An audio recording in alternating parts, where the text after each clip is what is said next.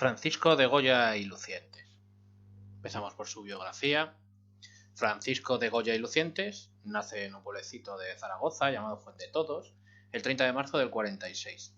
Y sabemos que cuando era adolescente, con 14 años, entra como aprendiz de pintura en el taller de José Luzán. Es allí donde se va a empezar a dedicar a la pintura y aprende pues copiando básicamente cuadros de autores franceses e italianos. Este no era un ambiente demasiado estimulante para el talento de Goya, que decide formarse en la corte. Al igual que había pasado en Francia, aquí en España, donde han llegado los Borbones deciden hacer lo mismo que había hecho Luis XIII y Luis XIV en Francia en el siglo XVII, crear aquí una academia de artes, donde se pondrían las normas de las distintas artes para dedicarse a la escultura, a la pintura, a la arquitectura. Es la Real Academia de Bellas Artes de San Fernando, porque se crea en tiempos de Fernando VI. Y allí se presenta Goya. Tú tenías que hacer un cuadro que era juzgado por un tribunal, y entonces podrías entrar a formar parte de la academia y seguir tu formación. Pues ahí Goya, por su cuenta, se presenta, pero el cuadro no gusta. Así que no consigue el ingreso. Y al igual que había hecho Velázquez un siglo antes, Goya se da cuenta de que para poder desarrollar plenamente su pintura, lo suyo es irse a Italia. Así que decirse por su cuenta, con su dinero, poco, irse a Italia para mejorar su formación. Se va en 1770 y allí, para poder sobrevivir, pues se va a presentar a distintos concursos de pintura. Se presenta en uno a la Academia de Bellas Artes de Parma y obtiene el segundo lugar en ese premio con este cuadro que os estoy mostrando. Aníbal cruzando los Alpes. Tenemos a Aníbal, caballos, su ejército. ¿Vale? Esto representa a los Alpes, esta especie de vaca, y aquí la montaña. Está muy claro el aspa. Aquí Goya se presenta como un pintor genuinamente barroco. De nuevo en España, vuelve en el año 71 y aquí recibe el encargo de pintar los frescos de la Basílica del Pilar de Zaragoza. Él y otros pintores. Y va a pintar cuadros como este. Este está en una de las naves de la Basílica del Pilar de Zaragoza. Hay unas cuantas de Goya, pero hay otras de autores como Valleu, etc. En 1773 se casa con Francisca Valleu. Valleu es... los Valleu son pintores del rey, de la corte en ese momento, de Carlos III.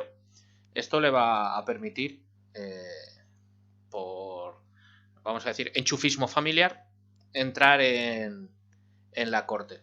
Por intercesión de su cuñado, va a entrar a formar parte de la fábrica de tapices de San Fernando. Los tapices son como unas alfombras, pero para cubrir fundamentalmente paredes. Muy típicas desde la época de los borgoñones en Castilla, luego con Carlos V, Felipe II. Y esa moda pues sigue, es la única forma de intentar evitar que te entre frío, filtración por las ventanas que no son herméticas en ese momento. Pues para hacer esos tapices primero se pintan sobre un cartón y luego los tejedores llevan esa obra al tejido. Pues Goya se va a dedicar a eso, a pintar cartones para tapices, para decorar las lujosas habitaciones fundamentalmente de los palacios reales. En 1780 vuelve a presentarse al concurso de la Real Academia de Bellas Artes de San Fernando. Esta vez se presenta con un Cristo crucificado, muy parecido al que vimos de Velázquez, aunque esta vez con la boca abierta, mirando hacia arriba, pero bastante académico y clasicista.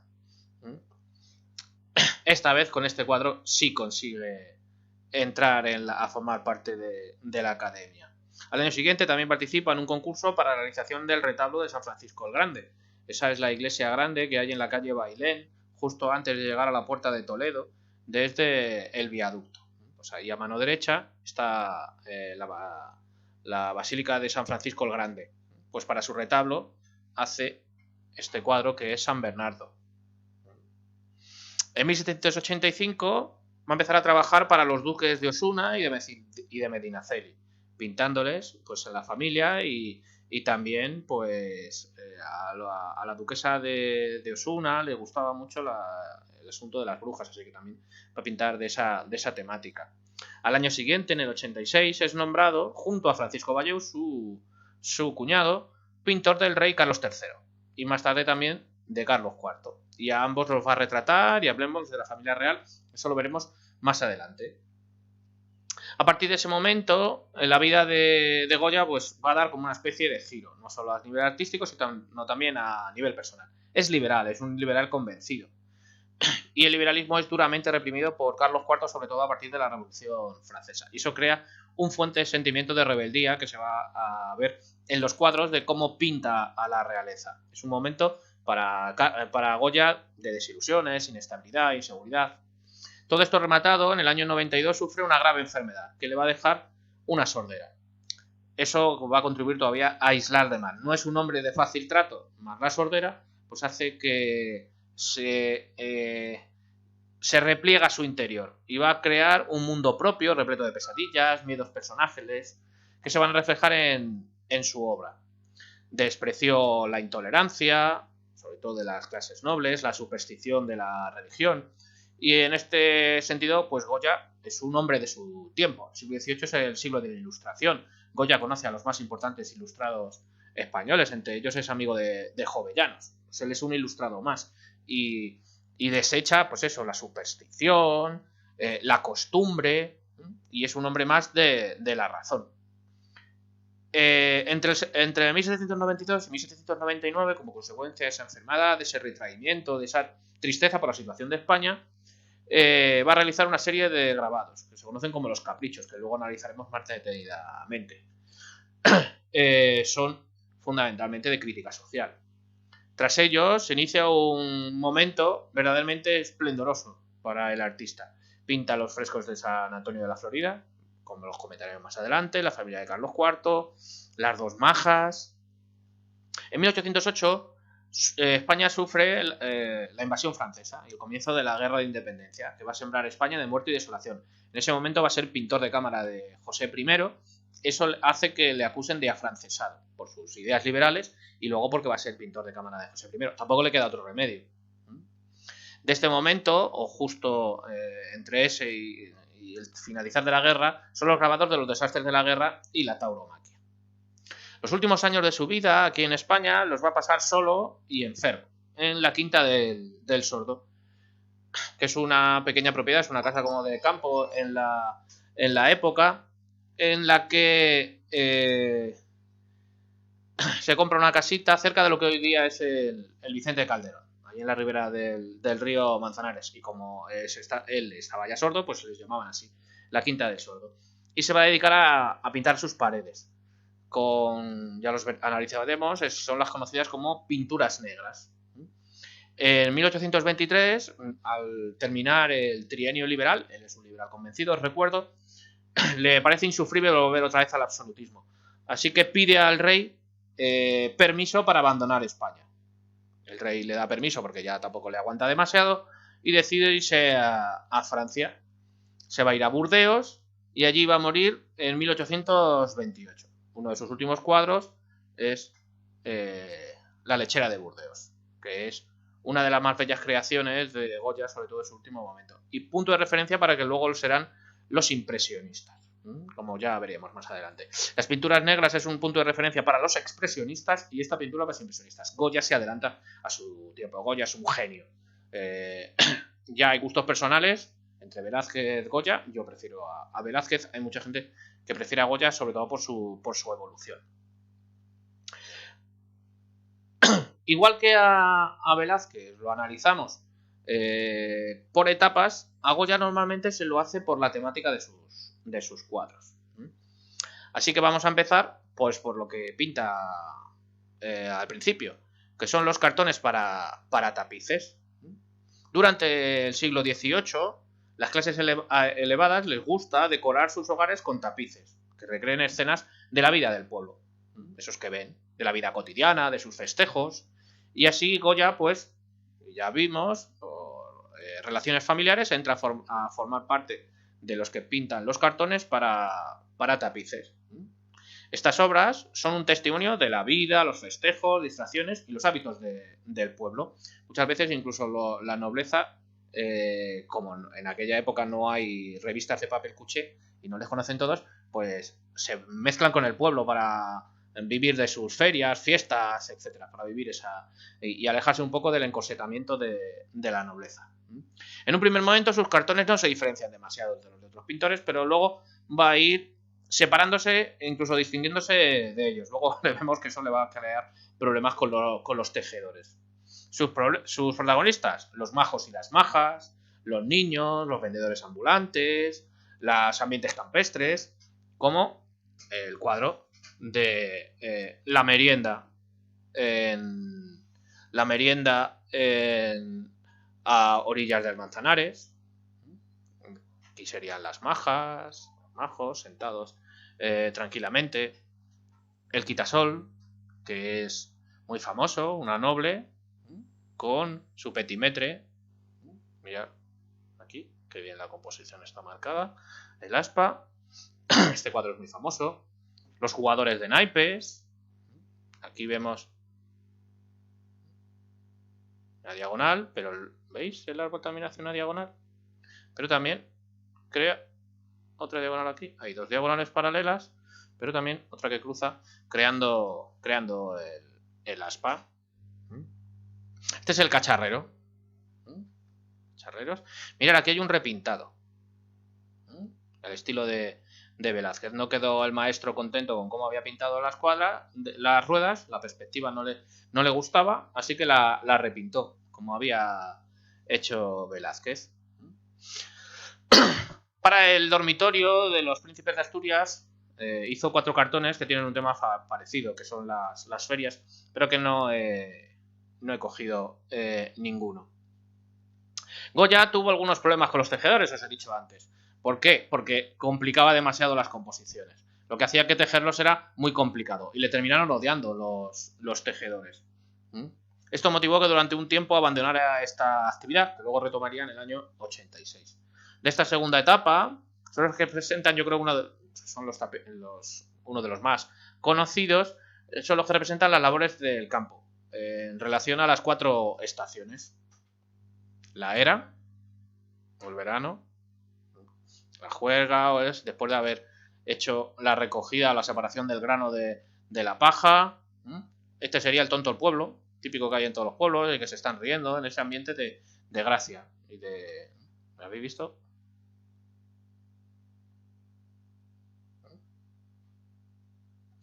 Pues ya no escapa de que es un pintor con derivaciones barrocas. Este sería la vendimia, los nobles. Aquí la composición es bastante triangular, si os dais cuenta. Aquí una composición muchísimo más clásica. Los nobles, la familia noble, recibiendo campesina, un racimo. Entra la gente, está aquí. ¿Veis? Perspectiva aérea, como ha desdibujado muchísimo más. La pincelada de Goya normalmente es bastante suelta. La nevada o el invierno. Aquí llevamos un gorrino al que se le ha matado en la matanza, incluso ya tiene la tripa aquí abierta, ¿lo veis? Le han extraído desde el gaznate hasta la tripa, ya le han quitado las vísceras para que no se pudra, y es el frío. Mira cómo mete aquí el rabo entre las piernas el perro. Y luego las flores, las floreras. Le va a asustar con un conejo a la pobre. Esto sería ya la primavera. De tema religioso, no es en este el punto en el que más sobresale. Bueno, otros cuadros, perdón, antes de irme a la temática religiosa, este es muy famoso. La gallinita ciega. Los mojos y las majas jugando a la gallinita ciega. Este cuadro es muy, muy famoso. Y un cuadro que no se ha proyectado. que es también bastante famoso. Otro cuadro de Cartocenes para tapices, también bastante famoso, es este, que es la pradera de San Isidro. Aquí, mirad, este es el Palacio Real. Esto sería todo el río como era en el siglo XVIII. Esto sería una fuente histórica, por ejemplo.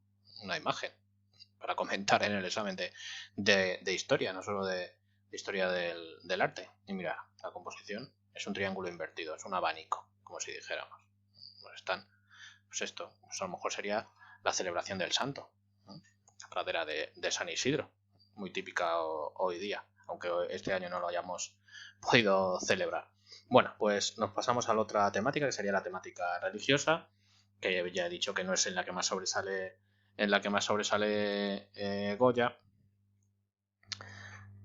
Entre sus más bellas creaciones, pues ya vimos el cuadro que le permite entrar en la Real Academia de Bellas Artes de San Fernando. Este Cristo crucificado, muy velazqueño, muy parecido al de Velázquez. Es una obra, como ya os dije, profundamente académica, donde destaca la corrección del dibujo. Para el retablo del Colegio de Calatrava de la Universidad de Salamanca hizo 4 pinturas, de las que se conserva una en el Museo del Prado, pero no consigo la imagen, así que no la puedo proyectar. Además de, aunque de esas 4, 3 se las llevaron los franceses y han desaparecido. Solo tenemos una en el Museo del Prado.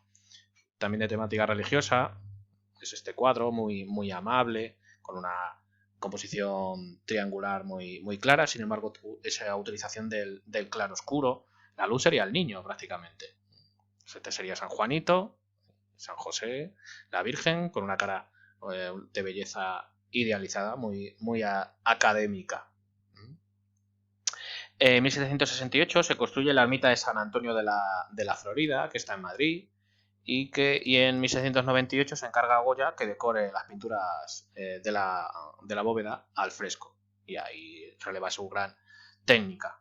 Ya habíamos visto cómo había pintado también los de la cúpula de la Basílica del Pilar. Mirad qué trampantojo más bonito. Visto desde abajo, pinta una balaustrada donde se apoya la gente. Aquí estaría el santo, San Antonio, y cómo el cielo se va hacia arriba. Eso es un trampantojo alucinante. Para las escuelas pías de la iglesia del Colegio de San Antonio Abad de Madrid, Goya pinta una serie de obras también de temática religiosa. Entre ellos, el cuadro va a ser prácticamente de los últimos de temática religiosa de Goya, que es la última comunión de San José de Calasanz, donde vemos a José de Calasanz comulgado por última vez a los 90 años en la iglesia de San Pantaleón en Roma. Está ya con rostro moribundo, tez casi moribunda, casi de muerto. Recibe la sagrada forma de arrodillándose, mientras le ilumina un rayo de luz divina, creando así también, es un cuadro también muy claro oscuro. De temática histórica y en el retrato, yo creo que es lo que más destaca Goya, aparte de los cartones para tapices, es de la más conocida. Y aquí, en Goya hay que decir, la característica esencial a la hora de un retrato es que es un perfecto psicólogo. Es un analizador de la personalidad del personaje al que está pintando. Pero además a esto se le añade que vemos muy claramente en sus retratos la simpatía o antipatía que le proporciona el personaje al mismo Goya. ¿Vale? Todo eso, además, sumado a que es uno de los pintores que mejor va a saber representar las transparencias, ligereza y voluminosidad de los tejidos. Esos que casi como si flotara. En sus retratos de la monarquía se va a mostrar muy explícito, muy claro, vamos a decir, y muy crítico, vamos a verlo también, en cuanto a los reyes, sobre lo que piensa de ellos. Pinta a Carlos III Cazador, esto es un retrato muy velazqueño. También a Carlos IV, también lo tenemos de cazador, aunque de pinturas más amables, esta es más cortesana. Y también a José I. Mirad, una cara amable, de bonachón, una cara de estoy un poco en panaete, sí, que bonachón, pero que tampoco con muchas luces, y una cara de perro, una cara de este tío me cae fatal, que es Fernando VII. Los pinta tal como él considera que son esos personajes. También hace retratos de la reina. Esta es María Luisa de Parma, María Luisa con mantilla, vestida de negro y con mantilla y con abanico en las manos. No le cae tampoco demasiado bien. Era la que mandaba en la familia. El pobre rey era un poco calzonazos al lado de la reina. Goya está muy lejos de la idealización en los retratos de la reina y muestra lo que le inspira a la reina en este cuadro. En estos retratos de la familia real son los pasos previos para realizar la gran obra, vamos a decir, de Goya en cuanto a retratos de la familia real, que es la familia de Carlos IV. Es un cuadro de inspiración velazqueña también. Nos recuerda a las Merinas, pero de otra forma. Pero el mismo Goya se pinta también a él pintando el cuadro. Esto es un recuerdo de las Merinas. En el lienzo vemos a los 13 miembros de la familia real. Están todos identificados. Como veis. Están todos identificados. Menos esta que está girada de espaldas. Esta sería la mujer de Fernando VII. Del futuro Fernando VII. Como tuvo 4, pero en ese momento todavía no estaba casado, pues no se le pone cara. Se le pensaba poner cara cuando se casara. Pero luego ya Goya no lo hizo. Se extienden linealmente, son las líneas verticales las que dominan, y también más o menos simetría a partir de la reina, que es el centro. Desplaza al rey. El rey tenía que ser el personaje más importante. Sin embargo, ¿quién ocupa el centro del cuadro? ¿Quién es el personaje que marca más o menos la simetría y la división en dos grupos de los personajes? La reina. La gama cromática es muy amplia, la pincelada bastante suelta, pero también bastante precisa. También retrata buena parte de la nobleza de la época. Por ejemplo, a los duques de Osuna, a la marquesa, esto es la duquesa de Alba, la marquesa de Villafranca, la condesa de Chinchón, Jovellanos, Godoy, la Victoria de los Naranjos. Aquí la composición nos muestra un aspa, como tiene a Godoy, ¿vale? Y luego, entre sus obras más conocidas están las majas. También de las más polémicas. No sabemos a quién están pintadas. No sabemos a quién es. Algunos dicen que es la duquesa de Alba. Yo no veo el parecido. ¿Vale? No sabemos quién es, claramente. La maja desnuda, por su perfección anatómica y por su pincelada prieta, más que un retrato, nos hacen pensar en que es la representación ideal de la belleza para Goya. Y luego la maja vestida se cree que la pintó para poder ocultarla desnuda. Finalmente sería denunciado a la Inquisición por ella y se los tuvo que regalar al rey.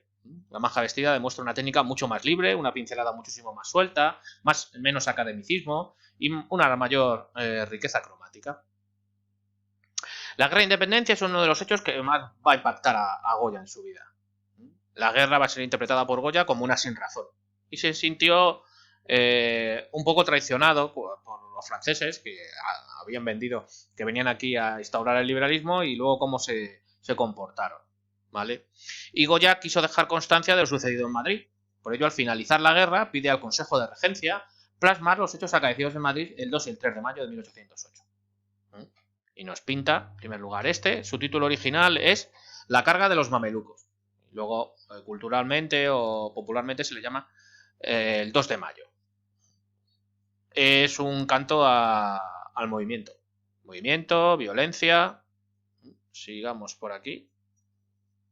Tenemos un aspa y desde aquí tenemos otro aspa. Los movimientos de los caballos y los de distintos personajes dotan a este cuadro de un enorme dinamismo.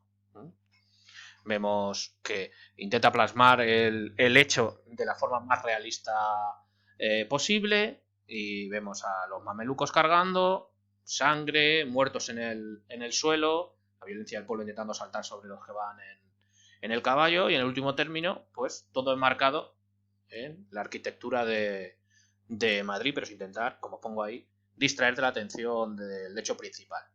Goya utiliza aquí una pincelada muy suelta y utiliza un rico cromatismo de colores que mezclan cálidos y fríos, pero la pincelada es bastante terrosa.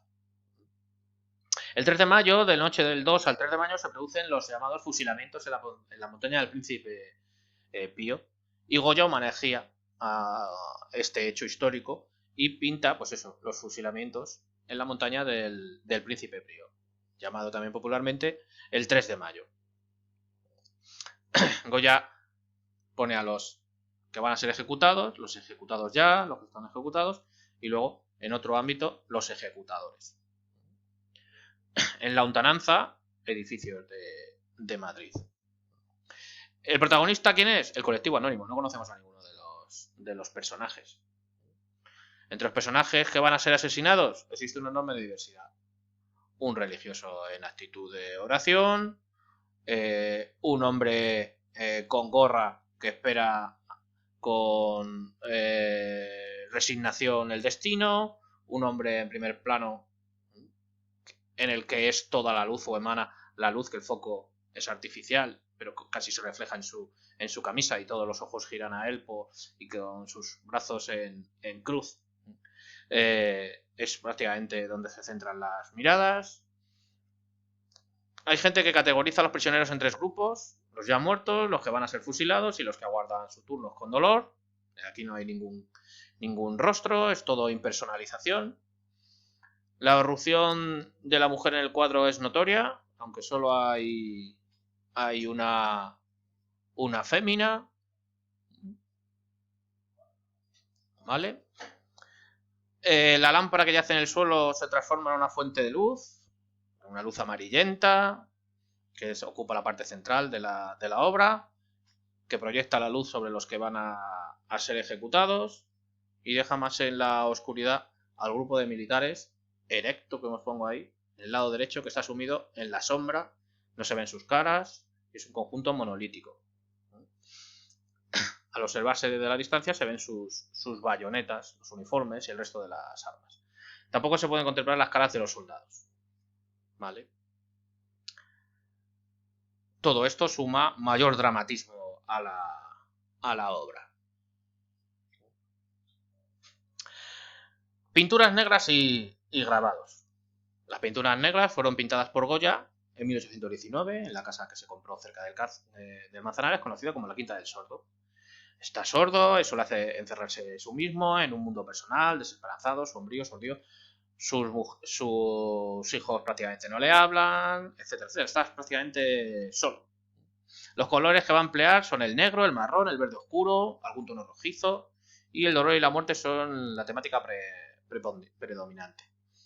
Por ello se le considera el antecedente del expresionismo, porque recurre a la deformación para conseguir un efecto de expresión, conseguir mover el sentimiento en el receptor de la obra. Eso es expresionismo. De este momento es Duelo a garrotazos, que supuestamente representarían a las dos Españas de la época, liberales contra absolutistas. El aquelarre, que es una crítica de la superchería y la irracionalidad que tanto arraigo tenían en España y sigue teniéndose hoy en España, sino pensar en toda la gente que porque ve un vídeo en YouTube se lo cree, o porque le pasan un WhatsApp, y imaginar lo de la posverdad que hemos tenido tanto en este confinamiento. Esto es aquelarre también, pero de otro tipo. Este es más amable, este se lo pinta a la duquesa de Osuna. Este es de las pinturas negras, este no. Y luego Saturno devorando a sus hijos, que yo creo que es de las pinturas negras más conocidas. En España no había habido, hasta la llegada de Goya, tradición por hacer grabados prácticamente. La técnica que va a utilizar Goya es el aguafuerte. La técnica que se coge una plancha metálica, se recubre toda la plancha de una capa delgada y uniforme de barniz transparente y se ennegrece con humo. Ahí se hace un dibujo con una pequeña aguja y luego eso se mete en ácido. la zona que tiene el barniz no se va a quemar, la zona dibujada sí. Entonces ya se puede imprimir.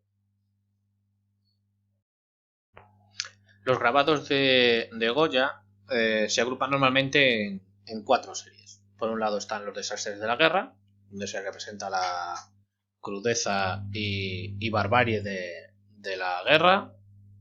Bueno, estos son viejos comiendo sopa, que es otra pintura negra. Ahí está. Los desastres de la guerra. Franceses partiendo por la mitad.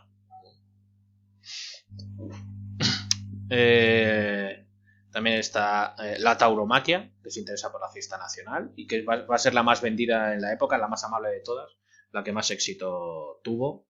Diferentes lances de la fiesta nacional de la época, que vive en la época de Goya uno de sus momentos más álgidos de la historia.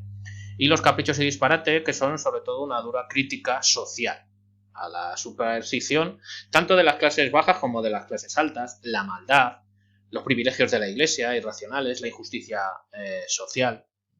Aquí tenemos a la duquesa de Alba, no los pelos. La iglesia viviendo a costa del pueblo, la nobleza y los petimetres, todos son críticas sociales. Como el pueblo tiene que soportar a los burros, a los tontos, tanto a la nobleza como al clero, como a la monarquía. Son un montón de grabados sobre esa temática. Y ya os dije que finalmente se va a Burdeos y allí pinta la lechera de Burdeos y un cuadro. Este es el último de los cuadros que va a pintar Goya. Y es un cuadro sobre un amigo personal suyo que tiene allí en Burdeos, que es Juan Bautista de Mugiro. Juan Bautista de Mugiro es un retrato y se considera este el último cuadro de Goya. ¿Vale? Nada, ya hemos terminado con Goya y ya el próximo día empezamos ya con el neoclásico.